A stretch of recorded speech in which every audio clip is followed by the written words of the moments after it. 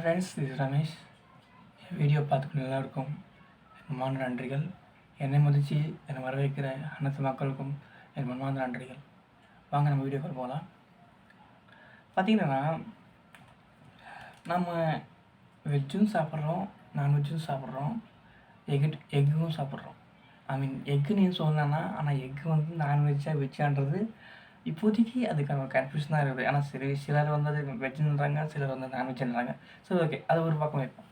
இப்போது நான்வெஜ் ஒருத்தர் சாப்பிட்றாங்க, வெஜிடேரியன் ஒன்று சாப்பிட்றாங்க.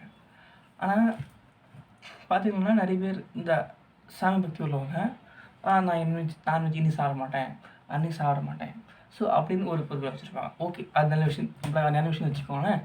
ஆனால் ஒரு விஷயம், நீங்கள் வழங்குற சாமியோ இல்லை வேறு ஏதாச்சும், ஸோ அவங்க வந்து நான்வெஜ் சாப்பிட்ற அளவுக்கு இருக்காங்களா இல்லையா? ஆனால் எனக்கு ஒரு டவுட் இருந்துச்சு.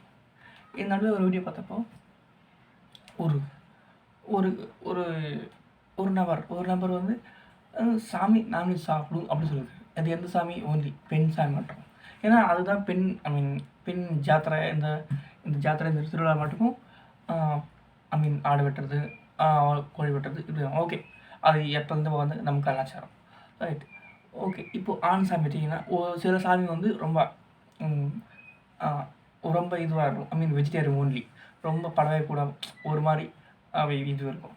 ஸோ இப்படி இருக்கிறவங்க, ஆனால் சாமின்றது ஒன்றா இல்லை வேறையா? ஸோ இந்த கன்ஃபியூஷன் எல்லாருக்கும் இருக்கும், இன்க்ளூடிங் கூட. சொல்யூஷனோட மட்டும் சந்திக்கிறேன். Good bye.